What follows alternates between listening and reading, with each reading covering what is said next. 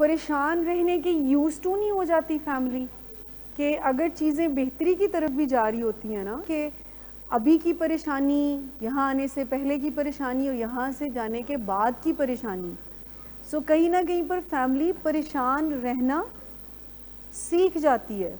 और अगर चीज़ें प्रेजेंट में ठीक भी चल रही हों तो वो आने वाले वक्त के बारे में कोई ना कोई फ़िक्र उनको परेशान करती है और प्रेजेंट की खुशी को भी ख़राब कर देती है। इसको कोडिपेंडेंस कहते हैं। जब आप इस बिलीफ के साथ हैं कि आपके अपनी लाइफ को कोई ठीक ठुक करने से ही आपके लव्ड वन की बीमारी ठीक हो जाएगी।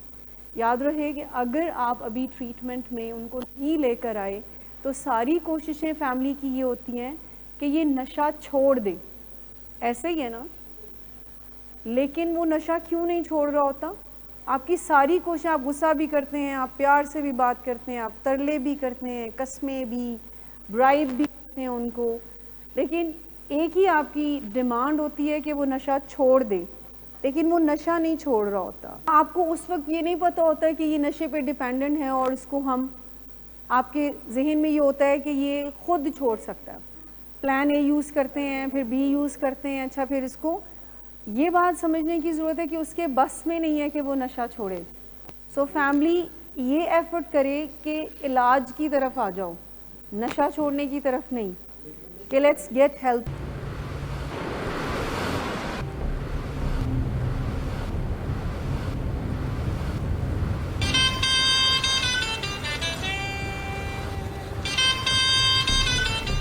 अच्छा, तो अभी तक तुम्हारा इस चीप लड़की के साथ चक्कर चल रहा है?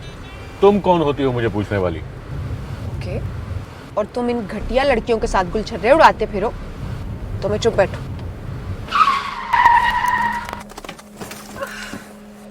Get out.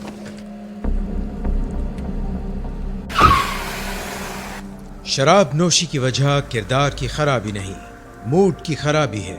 शराब नोशी कभी भी नशे की बीमारी में बदल सकती है।